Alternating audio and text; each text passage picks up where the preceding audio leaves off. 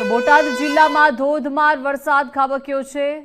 બોટાદ શહેર અત્યારે પાણી થઈ ગયું છે। ગઢડા તાલુકામાં સૌથી વધુ 4 ઇંચ વરસાદ ખાબક્યો છે। બોટાદ શહેરમાં 4.5 ઇંચ વરસાદ ખાબક્યો। બરવાડા તાલુકામાં 3 ઇંચ વરસાદ નોંધાયો। રાણપુર પંથકમાં પણ 2 ઇંચ વરસાદ ખાબક્યો છે। વરસાદ 8 વાગ્યાનો સારો છે અને કેટલો પડ્યો છે? 4 ઇંચ જેવો પડી ગયો છે અને આમાં બધી ખેડૂતોને આનંદ જેવો આવી ગયો છે। જિલ્લામાં કેવો વરસાદ? બધે હારો। તો પ્રાંતિજ અને તલોદથી પસાર થતી ખારી નદી બે કાંઠે વહી રહી છે। ભારે વરસાદને લઈને ખારી નદી બે કાંઠે વહેતી થઈ છે।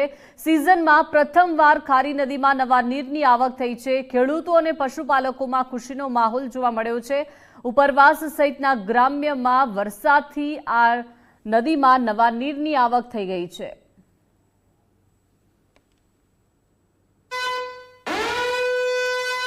તો સુરેન્દ્રનગરના ચૂડાના ગ્રામ્ય વિસ્તારમાં મુશળધાર વરસાદ। ગોખરવાડાથી ચૂડા લીંબડી રાણપુરના રસ્તાઓ બંધ કરાયા છે। ગોખરવાડા ગામે ભારે વરસાદ વરસતા રસ્તો બંધ કરાયો।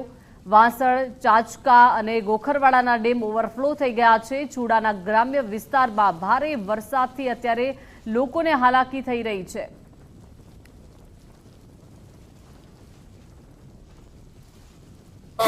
અતિ ભારે વરસાદ હોવાના કારણે ઉપરવાસ અતિ ભારે વરસાદ હોવાના કારણે વાસણ ડેમ, કાચા ડેમ, સલકાબાજી, ગોખરવાડાનું અત્યારે અવરજવર બંધ છે અને કોઈ પણ જગ્યાએ કોઈ પાણીમાં ઉતરવું નહીં।